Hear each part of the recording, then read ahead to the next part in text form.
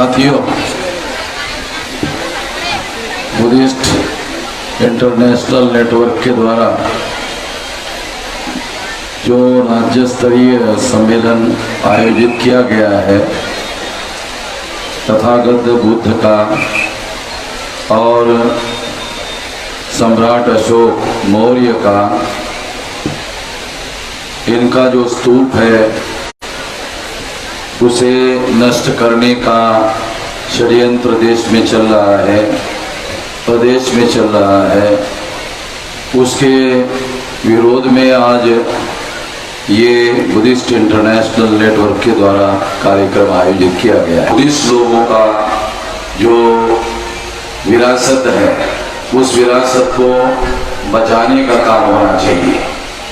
Buddhist लोगों की संख्या सारे देश भर में महाराष्ट्र में 1% है और 1% लोगों की सारी ताकत इकट्ठा करने के बाद भी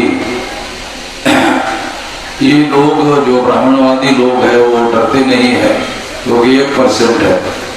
तो इसलिए दूसरे लोगों का समर्थन हम लोगों को हासिल करना चाहिए और दूसरे लोगों को मुस्लिम लोगों ने, सिखों ने, लिंगायतों ने, मराठा लोगों ने और ओबीसी के लोगों ने, आदिवासी लोगों ने आपके इस आंदोलन का, स्तूप बचाने के आंदोलन का समर्थन किया। तो मैं अपनी तरफ से भी उनका धन्यवाद ज्ञापन करता हूँ विलासकर के साथ साथ कि उन्होंने आपके इस आंदोलन का समर्थन किया। इससे आपके आंदोलन की सांख्यिकी ताकत बढ़ जाएगी, इसे बढ़ाना बहुत जरूरी है। आखिरकार ये जो बुद्धिस्ट विरासत है, इस बुद्धिस्ट विरासत को ये ब्राह्मणवादी लोग नष्ट क्यों करना चाहते हैं, इसे समझना, इसे जानना बहुत जरूरी है कि क्यों नष्ट करना चाहते हैं। तो ये नष्ट करने का थोड़ा इतिहास आपको बताया जाना जरूरी है। सम्राट अशोका का जो बंधु था पुष्यमित्र शुंग के द्वारा सम्राट बृहदत्त मौर्य की हत्या कर दी गई पाटना में। पुष्यमित्र शुंग नाम का जो ब्राह्मण था उसने सम्राट बृहदत्त मौर्य की पटना में हत्या कर दी। हत्या करने के बाद में वहां से पुष्यमित्र शुंग वहां से निकलकर वाराणसी आया, वाराणसी से फैजाबाद आया और फैजाबाद के पास में बुद्धिस्ट लोगों की बहुत बड़ा केंद्र था, उसका नाम था साकेत। तो साकेत का नाम बदलकर ब्राह्मणों ने, पुष्यमित्र शुंग ने साकेत का नाम बदलकर उसका नाम रखा अयोध्या। जो अयोध्या का आंदोलन ब्राह्मण लोग चला रहे हैं और अयोध्या की केस अभी दिल्ली में सुप्रीम कोर्ट में चल रही है।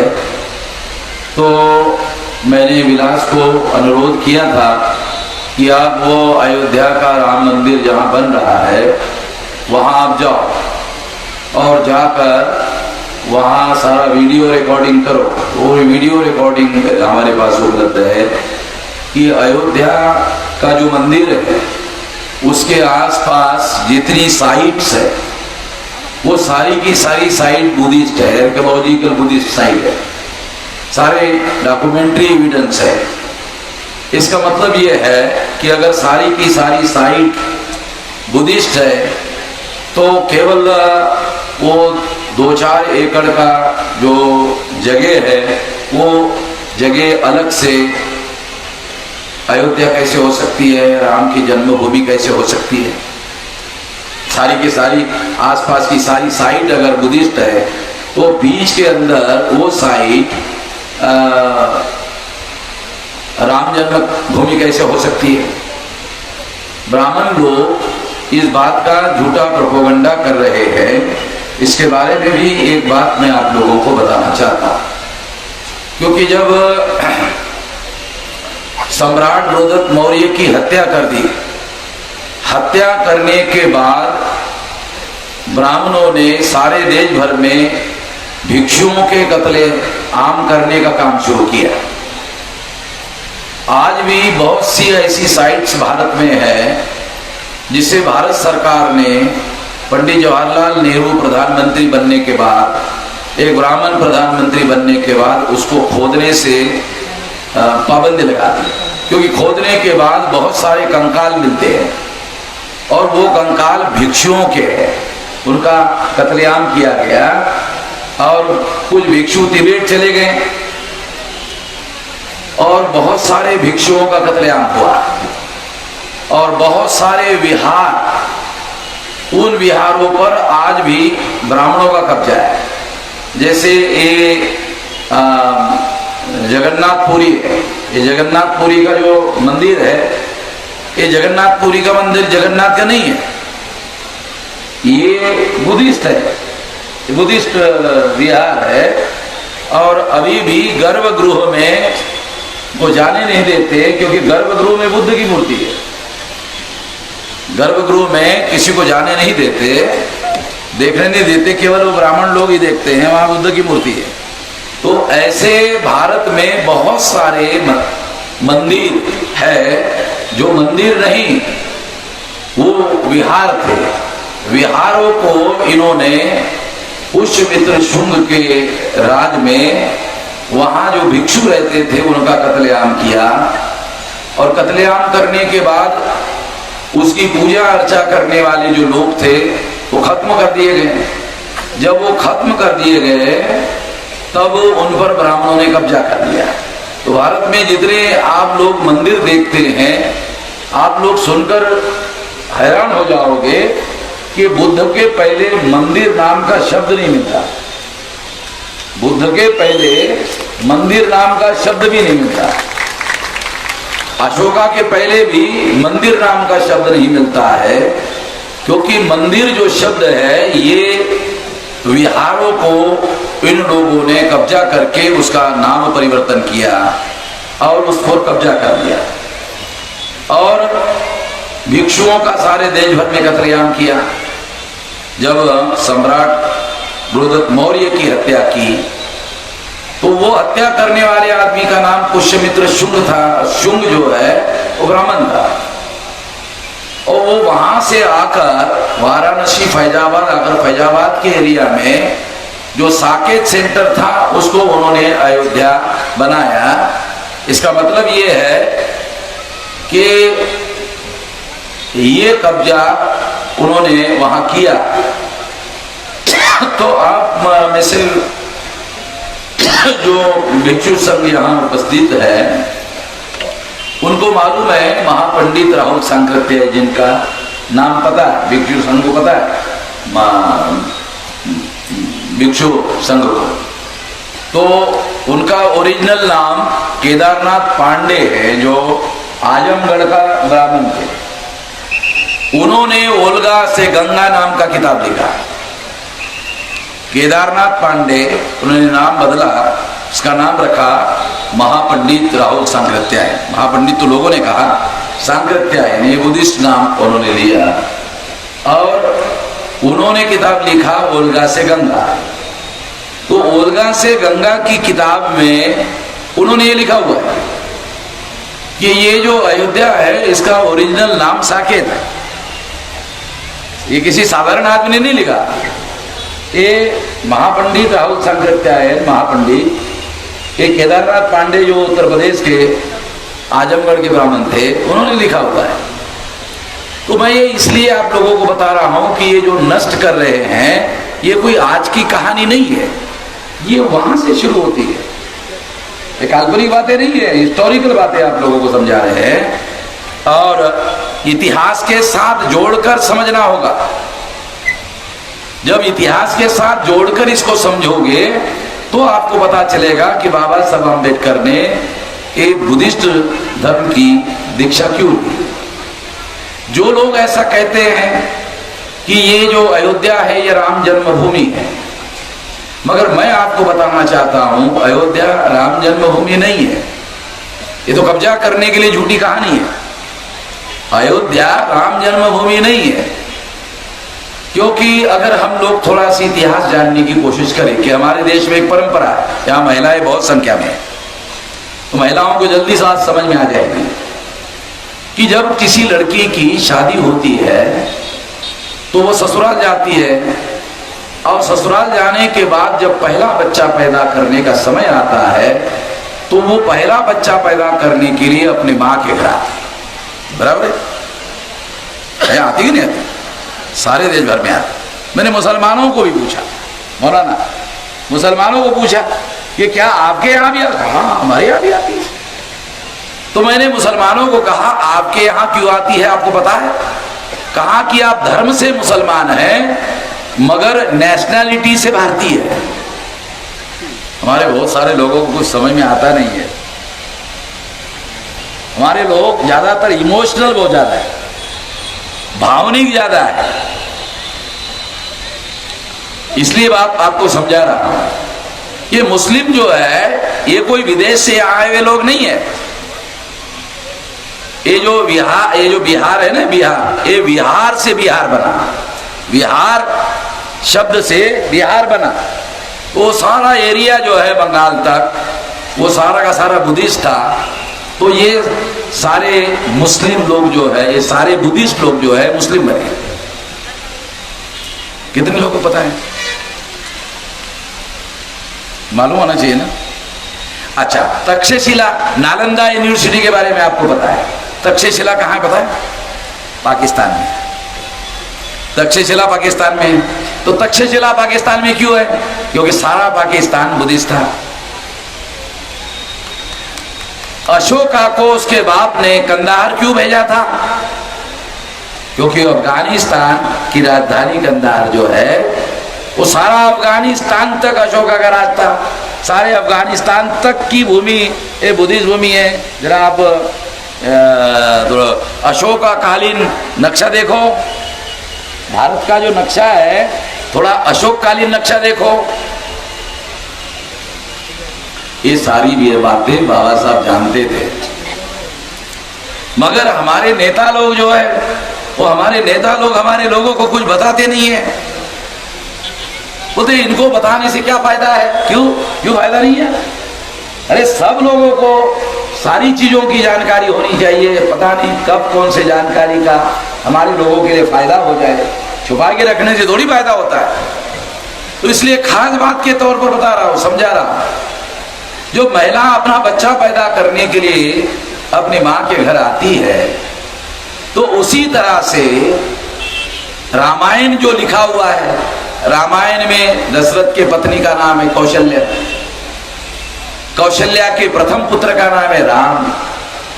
अगर कौशल्या के प्रथम पुत्र का नाम राम है तो वो भी भारत की मूल निवासी है, तो वो भी अपना पहला बच्चा पैदा करने के लिए कौशल देश में गई होगी जो बिहार में है। उसका पहला बच्चा है राम, तो पहला बच्चा पैदा करने के लिए वो कौशल देश गई होगी, क्योंकि अयोध्या कौशल्या की ससुराल है। मैं क्या तो है नहीं।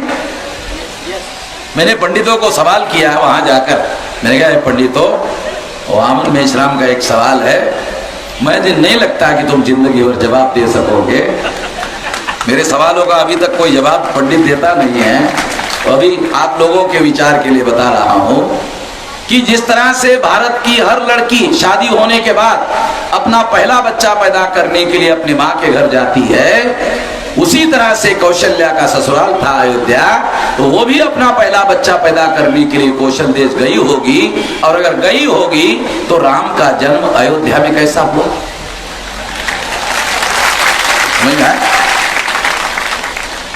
समझने के लिए ज्यादा बुद्धि की जरूरत नहीं है, समझाने पड़ेगा भाई, समझाना पड़ेगा। औसत बुद्धि के आदमी को समझ में आ जाएगा। मुसलमानों को तो मौलाना मेरी बात इतनी पसंद आई, आप एकदम सही है, ये आप सुप्रीम कोर्ट को बताओ। अभी मैं सोच रहा हूं सुप्रीम कोर्ट के चीफ जस्टिस को एक लेटर लिखता हूं, क्योंकि चर्चा चल रही सुप्रीम कोर्ट में, तो हम दावा पेश कर देते हैं कि ये तुम्हारा राम जन्मभूमि नहीं है, ये बुद्ध भूमि है, राम जन्मभूमि नहीं है। मुसलमान और हम आपस में बैठ के तय कर लेते, तुम बीच में मत आओ। साथियों, कोई काल्पनिक बातें नहीं कह रहा हो, आपको इतिहास का एग्जाम्पल देके भी, एविडेंस देके बताता हूं। बुद्ध का जब जन्म हो रहा था तो बुद्ध की मां भी अपने मां के घर में बच्चा पैदा करने के लिए जा रही थी। भिक्षु संघ की सारी जानकारी है आप लोगों को।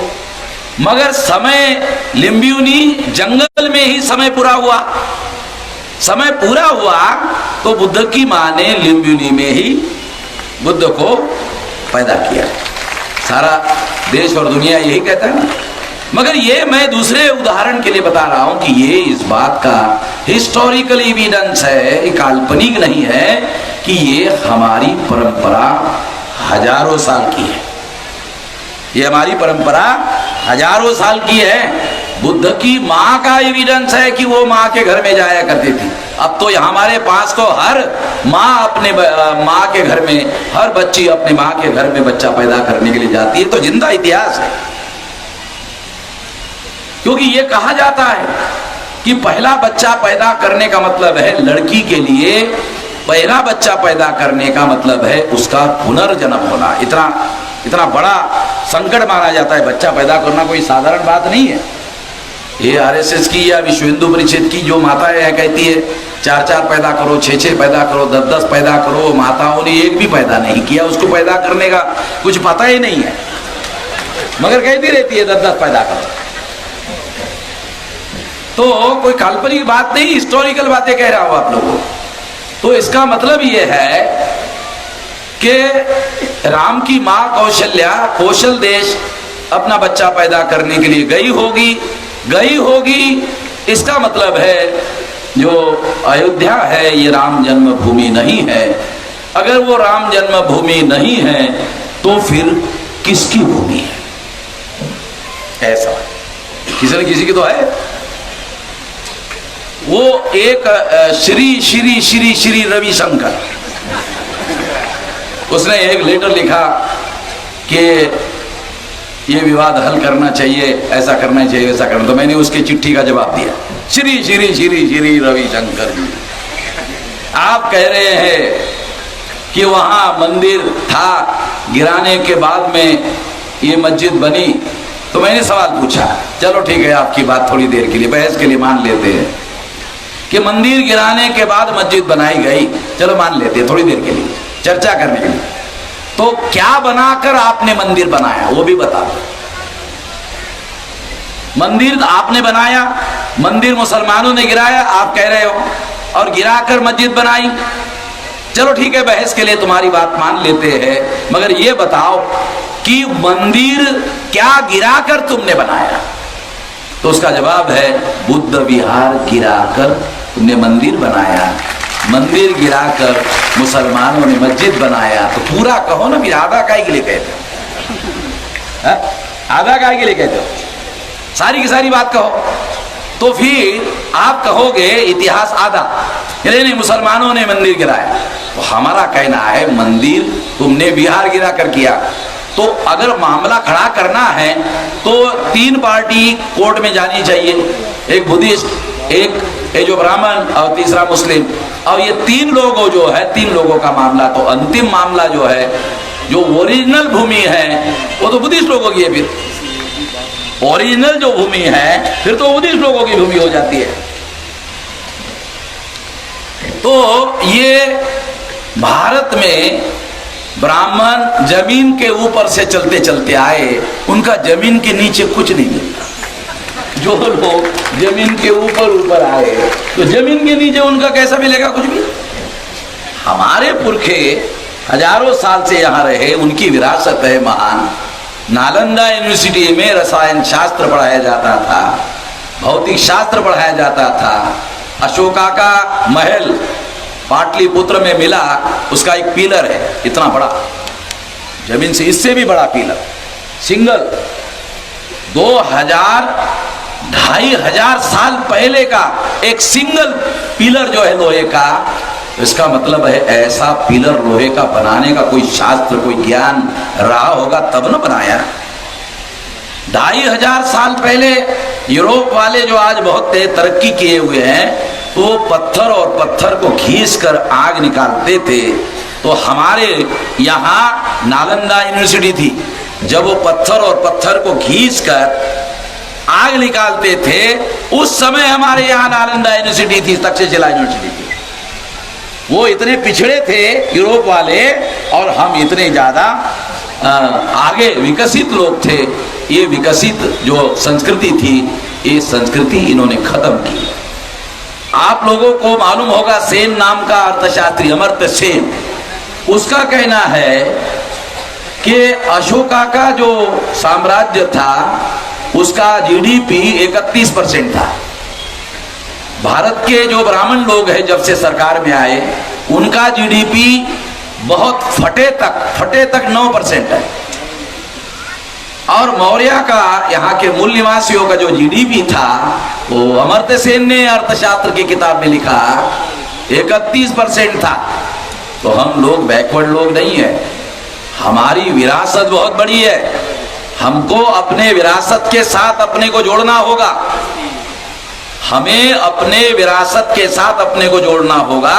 तो हमारे अंदर जो इन्फीरियरिटी कॉम्प्लेक्स है, उर्दू में मौलाना इसे एहसास कमतरी कहते हैं।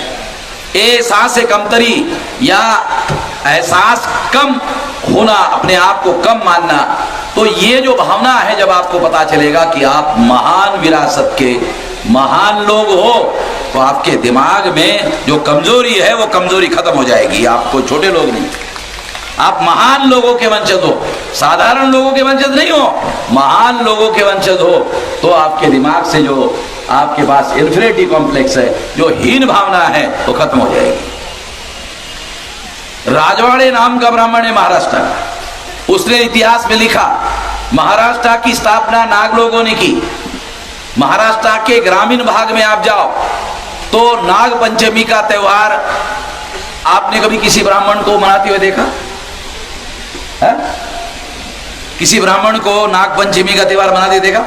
नाग पंचमी का त्योहार जो है, ये सारे बहुजन समाज का त्योहार है। क्योंकि हम राजवाड़े जो ब्राह्मण है, उसने लिखा महाराष्ट्र की स्थापना नाग लोगों ने की। महाराष्ट्र की स्थापना नाग लोगों ने की। ज्योतिराव फुले के जो दो बहुत बड़े अनुयायी थे, जेधे और जबड़कर, तो जेधे के घर के पास नाग मंदिर है।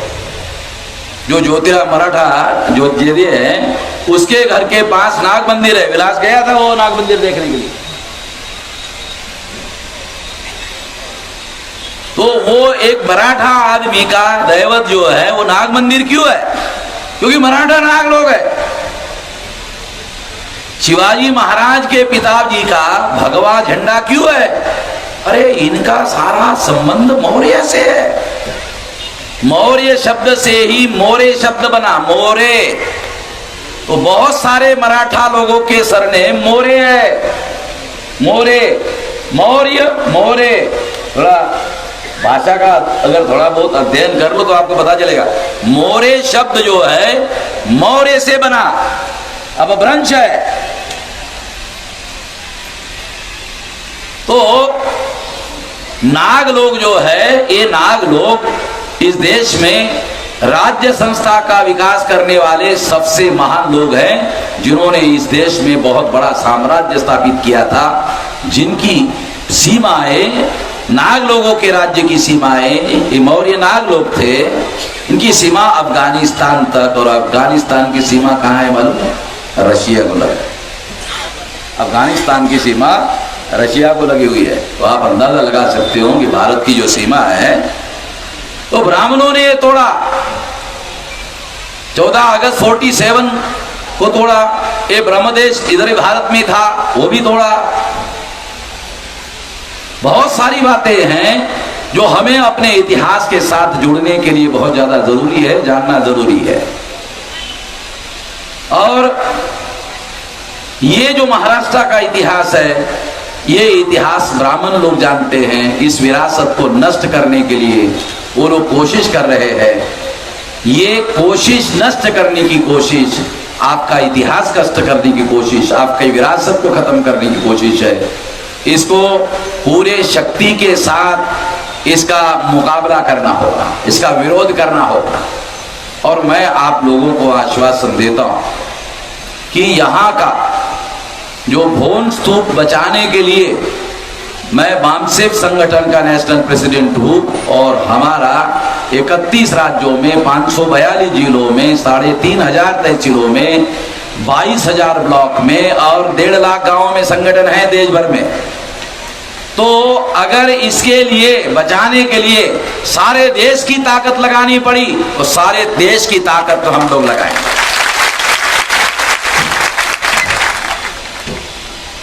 केवल यही नहीं, बुद्ध गया पर भी ब्राह्मणों का कब्जा है।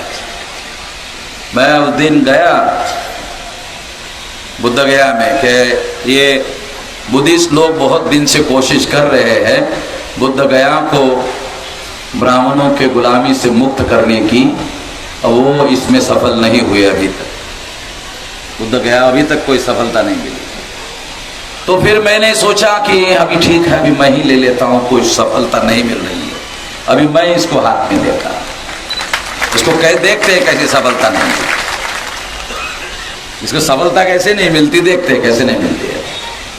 लड़ना पड़ेगा सही तरीके से।